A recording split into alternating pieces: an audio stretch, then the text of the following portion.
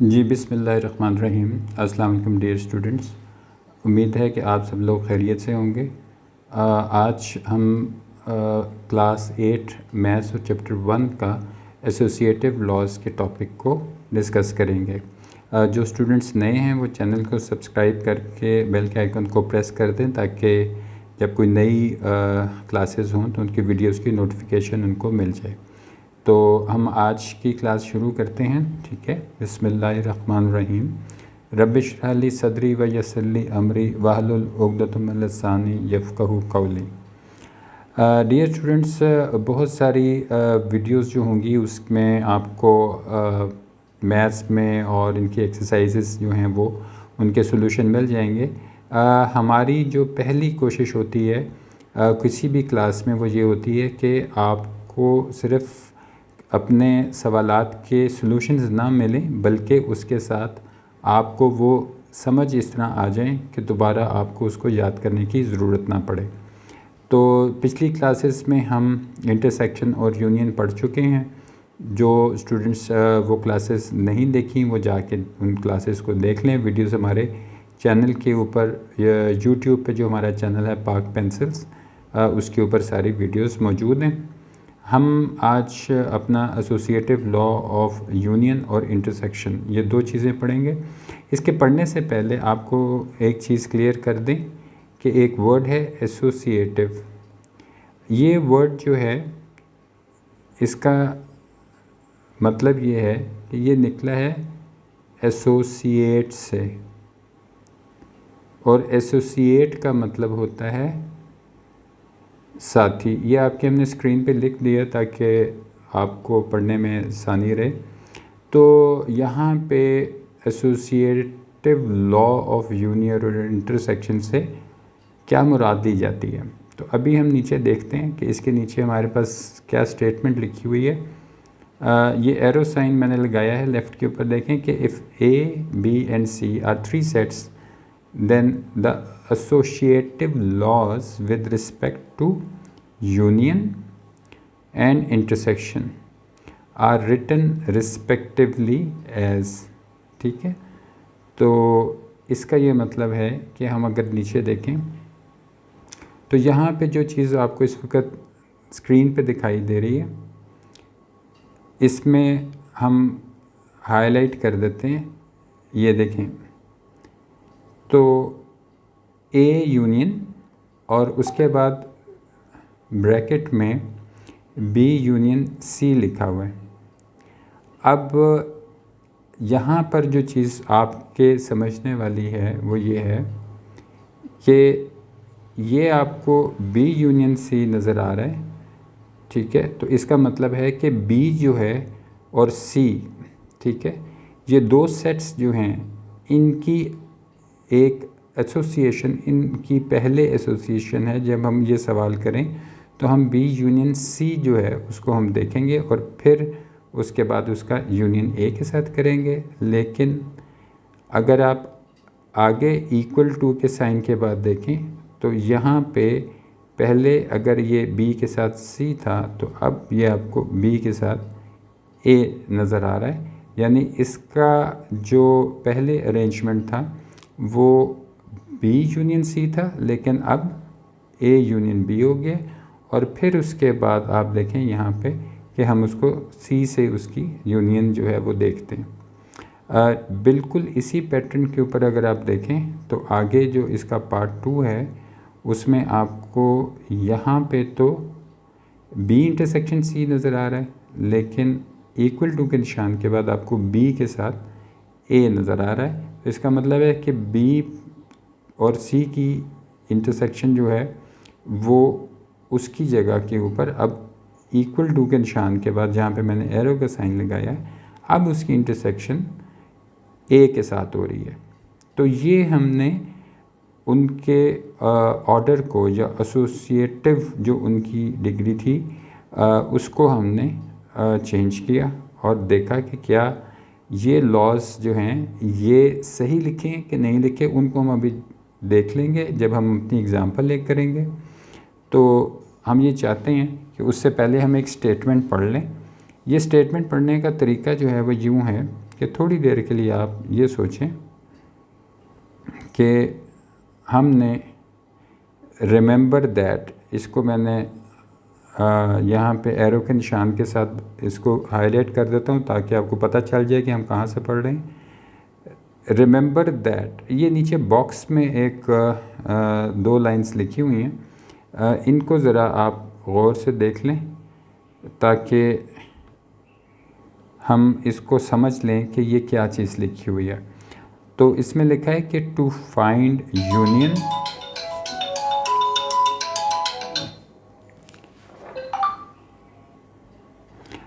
जी students, तो हम अपनी एसोसिएटिव लॉज को हम डिस्कस कर रहे थे। तो यहाँ पे हम इसको पढ़ने का तरीका ये देख रहे थे कि नीचे लिखा है कि to find union oblique intersection of 3 sets. तो अब इसको पहले थोड़ा सा समझ लेते हैं। तो हम क्या करते हैं कि थोड़ी देर के लिए ये जो आगे मैंने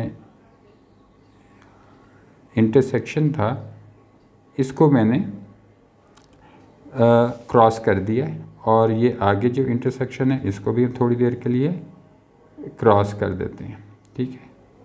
और अब इस स्टेटमेंट को पढ़ते हैं कि to find union of 3 sets, first we find the union of any 2 sets और any 2 of them, and then union of 3rd set with the resultant set.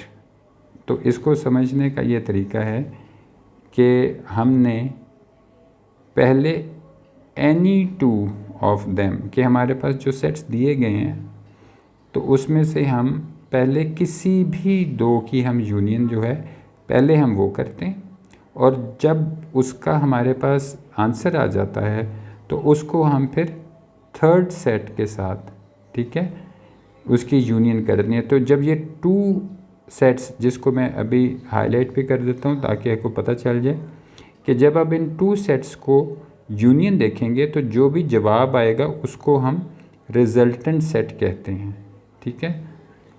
तो इसका ये तरीका हुआ कि पहले आपने किसी भी 2 को यूनियन किया और जो रिजल्टेंट आया इस रिजल्टेंट को ले जाके 3rd सेट के साथ हमने यूनियन कर दिया, ठीक है।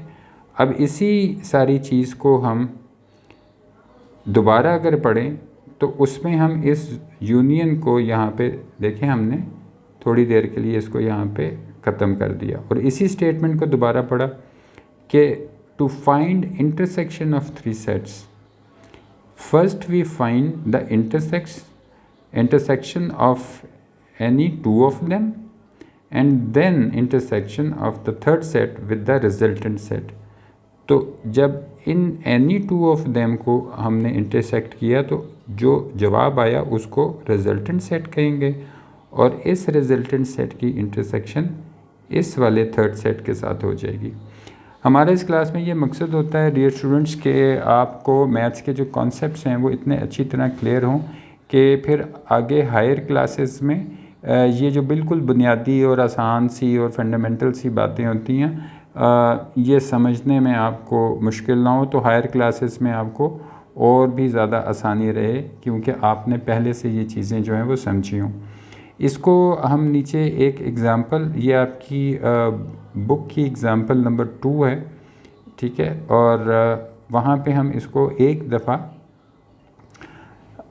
करके देखते हैं और इसके अंदर ये समझते हैं कि जो चीज़ हमने अभी पढ़ी है उसको अगर हम प्रैक्टिकली करके देख लें तो प्रैक्टिकली करने से आपको मज़ीद ज़्यादा बेहतर तरीके से जो है ये चीज़ समझ में आ जाएगी, ठीक है। तो मैं ये उम्मीद करता हूँ कि अभी तक आपको जो चीज़ें हमने डिस्कस की हैं वो समझ आ रही होंगी।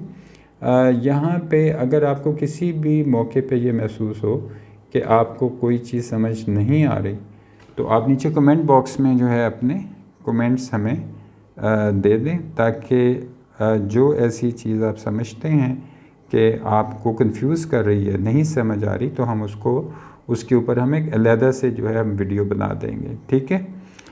तो हम अपनी एग्जाम्पल को पढ़ते हैं। एग्जाम्पल नंबर 2 ये हमारे सामने लिखी हुई है। Example number 2, verify the associative law of union. अब यहाँ हमारे पास नीचे सेट्स दिए हैं हमें कि ए में हमारे पास 4 एलिमेंट्स हैं, बी में हमारे पास 6 एलिमेंट्स हैं और सी में हमारे पास 5 एलिमेंट्स हैं।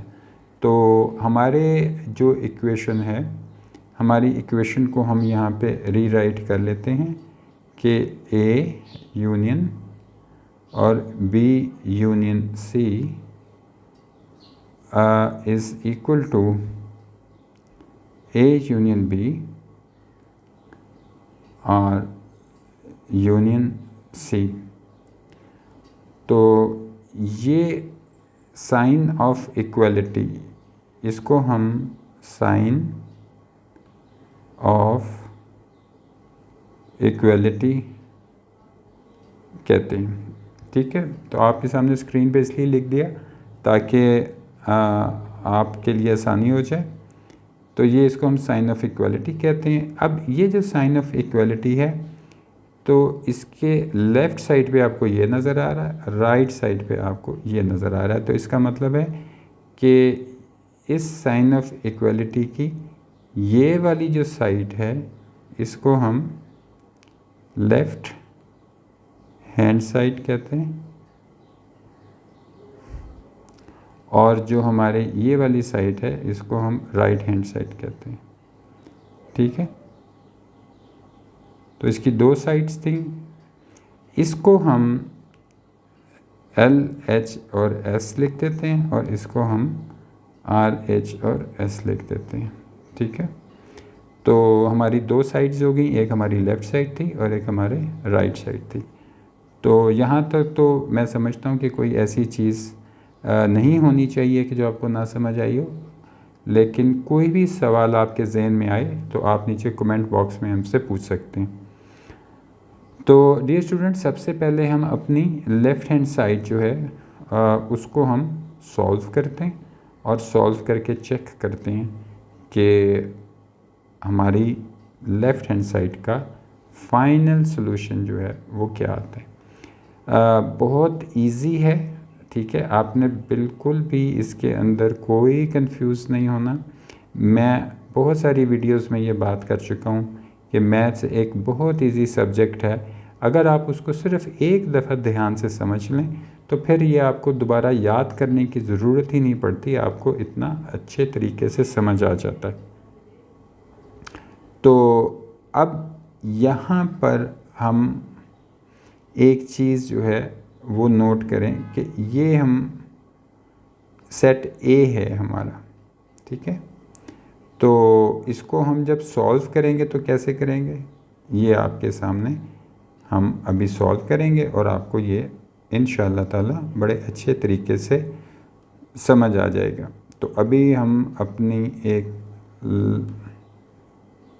लेफ़्ट हैंड साइड ये लिख लेते हैं यहाँ पे स्क्रीन के ऊपर, और लेफ़्ट हैंड साइड हमारी थी ए यूनियन, फिर ब्रैकेट और फिर बी यूनियन सी। अब ये किसके बराबर होगी, तो ये बड़ा आसान है कि आप सबसे पहले क्या करेंगे कि यहाँ पे अपना सेट ए जो है उसको हम यहाँ पे लिख देते हैं। तो सेट ए हमारा था 1, 2, 3 और 4, ये 4 ही एलिमेंट्स थे। इन 4 एलिमेंट्स के बाद हमने ये जो यूनियन का साइन है वो हमने यहाँ पे लगा दिया। ठीक है, और उसके बाद आप देखेंगे कि हमारे पास यहाँ पे ब्रैकेट है, तो यहाँ पे भी हम ऐसे ही ये ब्रैकेट लिख देंगे। ठीक है, और उसके अंदर हमारे पास पहले चूँकि बी लिखा हुआ है तो यहाँ पे हम बी सेट जो है वो लिख देते हैं। तो बी जो था वो हमारे पास था 3, 4, 5, 6, 7, 8। ठीक है, और फिर उसके बाद हमारे पास एक साइन था यूनियन का। तो हम यूनियन का साइन, ये वाला जो आपको दिखाई दे रहा है जिसको मैंने अभी अंडरलाइन किया है, ये वाला साइन जो है ये यहाँ पे आ जाएगा यूनियन का, ठीक है। और इसके बाद आप देखें कि आपके पास जो एक सी है जिसको मैंने अभी अंडरलाइन किया है, ये वाला सी सेट जो है ये इधर से यहाँ पे हम लिख देते हैं कि इसके मेंबर थे 6, 7, 8, 9, 10, ठीक है। जब हमने ये सारा इसके ऊपर लिख दिया तो अब जो चीज़ हम लगाना चाहते हैं वो आपके सामने दोबारा लिख देते हैं कि ये वाली ब्रैकेट जो थी ये आपने यहाँ पे लिखी थी, तो ये जो अब ब्रैकेट क्लोज़ हो रही है ये आप इसके एंड में लगा देंगे, ठीक है।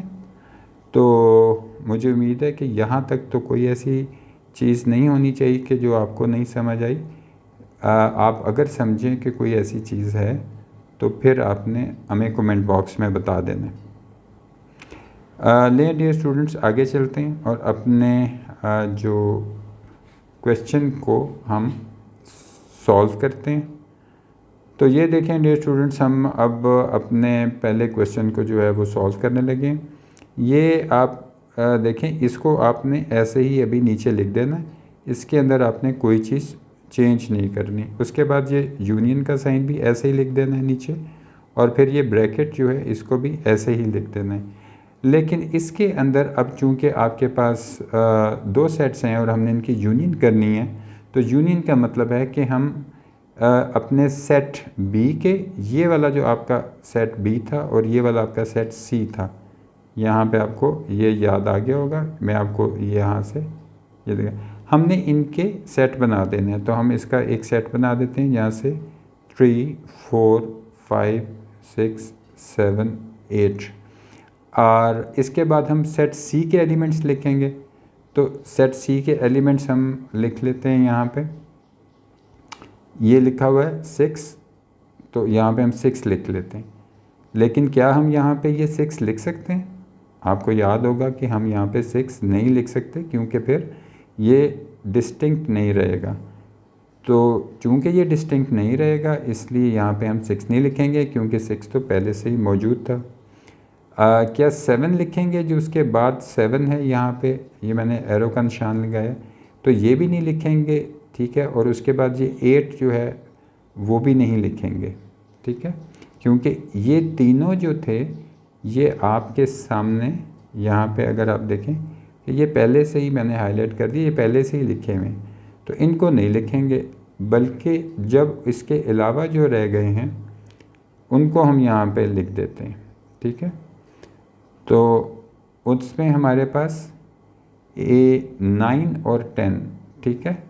तो चूँकि हमारे पास 9 पहले मौजूद नहीं था और 10 भी मौजूद नहीं था, तो ये हमारा सेट यहाँ पे कंप्लीट हो गया।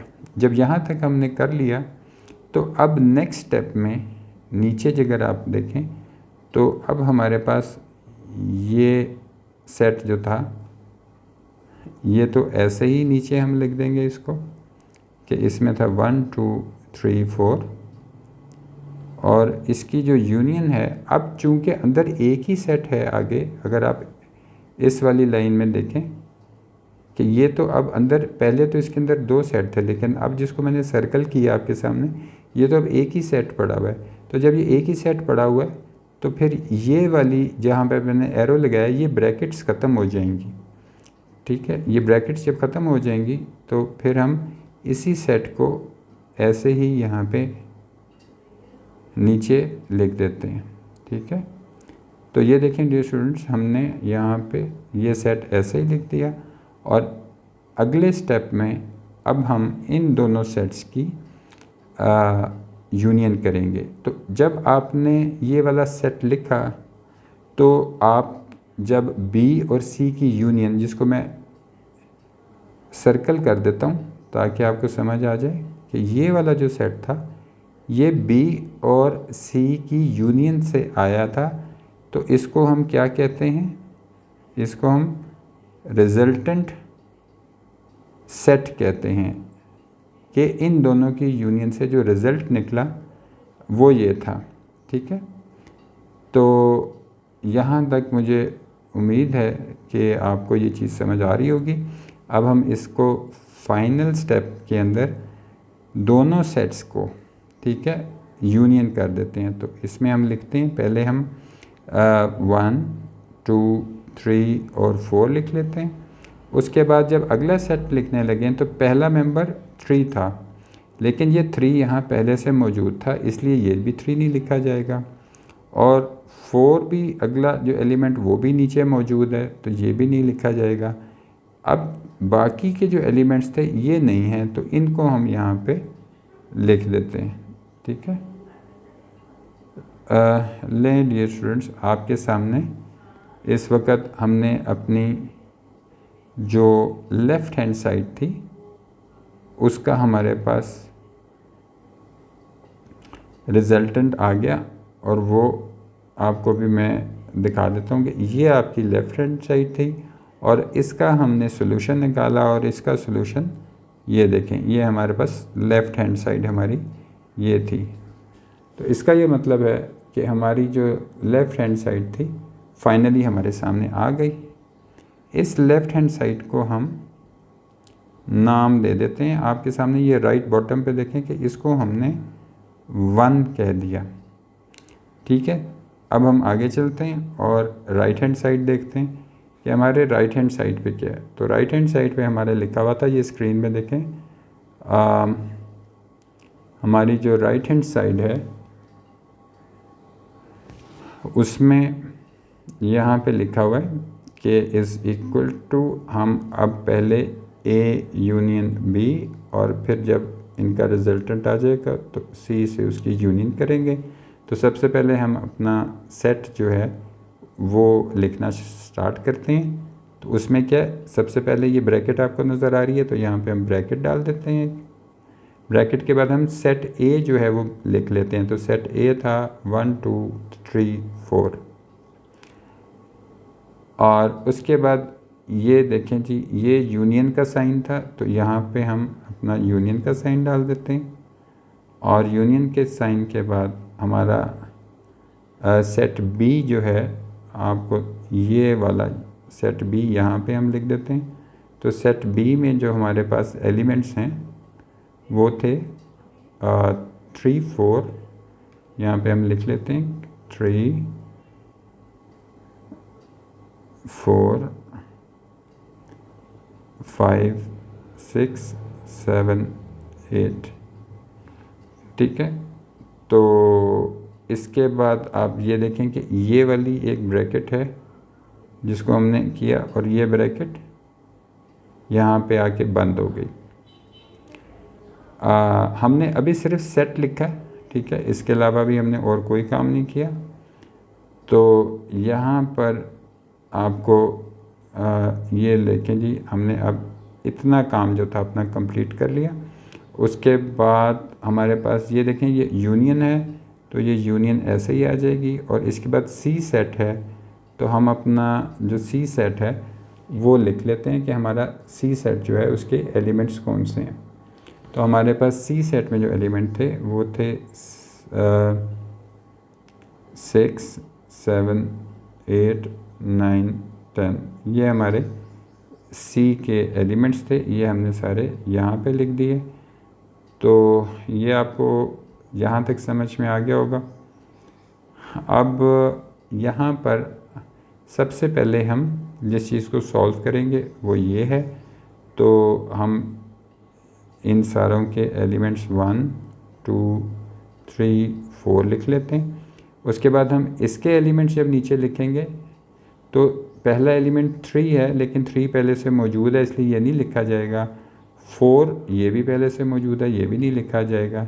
तो फिर हम 5 6 7 और 8 लिख देते हैं। ठीक है, ये हमारे पास आ गया और ये हमने ब्रैकेट लगा दी, और फिर ये वाला यूनियन ऐसे नीचे आ गया और ये वाला हमारा सेट सी जो था वो भी आ गया। लें डियर स्टूडेंट्स, अब आप एक चीज़ नोट चेक करें कि अब ब्रैकेट के अंदर हमारे पास ये सिर्फ एक ही सेट रह गया। तो फिर अब हम आगे ब्रैकेट नहीं लगाएंगे, बल्कि सिर्फ अपने जो सेट के एलिमेंट्स हैं वो हम लिख देते हैं। ठीक है, तो 7 8 और यूनियन, ये वाला यूनियन ये नीचे आ गया, और ये वाली सेट सी इसमें था 6 7 8 9 10, ये हमारे पास आ गया। अब सिर्फ इन दोनों की हमने यूनियन करनी है। तो हम क्या करेंगे कि पहले अपने एक सेट के एलिमेंट्स जो हैं यहाँ नीचे लिख लेते हैं। ये जो ऊपर जितने एलिमेंट्स हैं इनको हम यहाँ नीचे लिखते हैं कि 1 2 3 4 5 6 7 8। अब हम अगले सेट, ये वाला सेट लिखते हैं नीचे। तो इसमें देखें कि ये 6 पहले से मौजूद है। मैं इसको ज़रा मज़ीद थोड़ा सा कर दूं कि ये वाला 6 ये मौजूद है, तो ये 6 नहीं लिखा जाएगा। 7 ये भी मौजूद है, ये भी नहीं लिखा जाएगा। और ये 8 ये भी मौजूद है, ये नहीं लिखा जाएगा। तो जो चीज़ पीछे बच जाएगी उसके बाद हमारे पास 9 और 10, ये दो मौजूद नहीं थे, ये हमने लिख दिए नीचे। तो ये जो हमारा रिजल्टेंट सेट आ गया, ठीक है, ये हम इसको कह देते हैं कि ये हमारा सेकंड हमारा जो रिज़ल्ट था वो आ गया। तो आपने यहाँ पे एक चीज़ ये नोट कर ली कि अब हमारे पास इस वक्त दो जो है वो रिजल्टेंट्स हैं, एक हमारा लेफ़्ट हैंड साइड का और एक राइट हैंड साइड का। तो ये जो अभी आपने किया ये राइट हैंड साइड, और इससे पहले जो हमने किया था वो आपके स्क्रीन पे मैं अब दिखा रहा हूँ आपको दोबारा, कि आपको ये नज़र आ रहा होगा, ये एरो का निशान मैंने लगाया। तो हम क्या करते हैं कि इस 1 को अपने 2 के साथ जो है वो कंपेयर करते हैं। तो लें डियर स्टूडेंट्स, पहले इसको मैं ये यहाँ से जो है वो हटा दूँ, और फिर मैं आपके सामने इनको दोनों को जो है हम कंपेयर करके देखते हैं। ये देखें जी, आपने लेफ़्ट हैंड साइड को, ये नीचे जो आपको नज़र आ रही है अपनी राइट हैंड साइड, इसके साथ हम कंपेयर करते हैं। ये आपको याद आ गया कि ये हमने ऊपर जो निकाला था अपना, ये लेफ़्ट हैंड साइड थी हमारी, और ये देखें ये राइट हैंड साइड जो अभी हमने निकाली वो ये है। ये वही लेफ़्ट हैंड साइड मैंने जिसको ये सर्कल किया, ये वही लेफ़्ट हैंड साइड जो अभी आपको दिखाते हैं, ये इसी को हमने सिर्फ यहाँ से उठा के यहाँ आपके सामने दोनों को लिख दिया, ताकि आपको ये समझ आ जाए कि ये दोनों को हम कंपेयर कर रहे हैं। तो आप 1 और 2 को जब देखें तो आपको ये मालूम होगा कि ये सारे एलिमेंट्स बिल्कुल एग्जैक्टली वही हैं जो आपको नीचे नज़र आ रहे हैं। तो इसका मतलब है कि आप फिर बड़े ही आराम से ये लिख सकते हैं, एक सेंटेंस लिख देते हैं जो कि आपको समझ आ जाएगा कि 10 हमने ये देख लिया कि फ्रॉम 1 and 2, ठीक है। अब ये 1 और 2 कौन सा है, ये देखें, ये वाला जो था ये 1 है, और ये वाला जो था ये 2 है। तो फ्रॉम 1 and 2 अगर आप देखें तो दोनों ही चूँकि सेम है, 1 और 2 दोनों ही बिल्कुल सेम है, तो हम लिख सकते हैं कि वी कंक्लूड दैट, ठीक है। कंक्लूड का मतलब क्या होता है कि हम एक नतीजा निकालते हैं। मैंने लिख दिया कि इन दोनों से हम क्या नतीजा निकालते हैं। तो इन दोनों से जो हम नतीजा निकालते हैं वो ये है कि जो हमारी original associative law of union था वो क्या था कि ए यूनियन और फिर बी यूनियन सी बराबर है ए यूनियन बी और यूनियन सी, इसके बराबर है। तो हमने लिख दिया कि 10 from 1 and 2 we conclude that A union और फिर B union C is equal to A union B union C. तो मुझे उम्मीद है कि आज की जो ये हमने क्लास पढ़ी है आपको समझ आ गई होगी। आप इसको एक दफ़ा रिवाइज़ कर लें, वीडियो पसंद आए लाइक कर लें, अपने फ्रेंड्स के साथ शेयर कर लें, और अगर कोई ऐसी चीज़ जो कि आपको समझ नहीं आई तो आप नीचे कमेंट बॉक्स में जो है वो अपने क्वेश्चन लिख दें। और अगर आप कोई क्वेश्चन समझें कि वो क्वेश्चन आपको समझ नहीं आ रहा तो वो कमेंट बॉक्स में लिख दें, हम उसके ऊपर एक अलहदा से वीडियो बना देंगे, ठीक है। अगली वीडियो तक के लिए आप हमें इजाज़त दें। अपना बहुत सा ख्याल रखें। Thank you very much. अल्लाह हाफ़िज़।